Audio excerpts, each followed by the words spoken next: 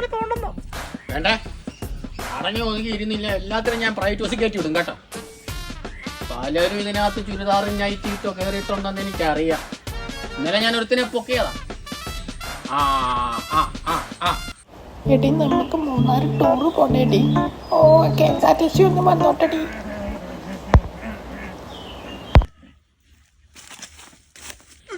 നീ എന്താണ് ഇങ്ങോട്ട് കയറി വന്നേ?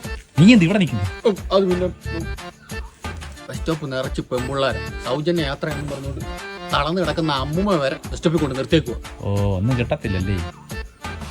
ഇത് കണ്ടോ, മനസ്സലവ് തോന്നി ആരെങ്കിലും എന്തെങ്കിലും തിട്ട ഞങ്ങൾ കഞ്ഞി കുടിച്ചു പോകും. അറിയോ, അവിടെ ഭയങ്കര ബ്ലോക്ക്. അതോ, അത് നമ്മുടെ യൂത്ത് MLA ഇല്ലേ, പുള്ളി സൈക്കിൾ ചവിട്ടി നിയമസഭയിൽ പോകുന്ന. പുള്ളി ഇവിടും ചവിട്ടി അവിടെ ചെല്ലുമ്പോഴത്തേക്ക് നിയമസഭ അങ്ങ് പൂട്ടും. പിന്നെ തിരിച്ചു വരുമ്പോൾ ബ്ലോക്ക് ആയത്.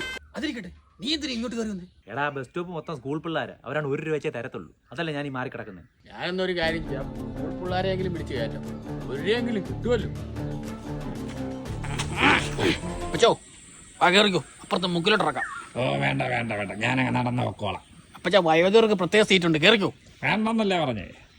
വരുന്നില്ലേ? എന്നാ പിന്നെ ഒരു കാര്യം ചെയ്യും, എൻ്റെ കെട്ടിയോളാണ് ഇപ്പോൾ അവിടെ കാലിന് നീര, അവളെ ഞാൻ കയറ്റിക്കോ. എന്റെ പൊന്നോ വേണ്ട.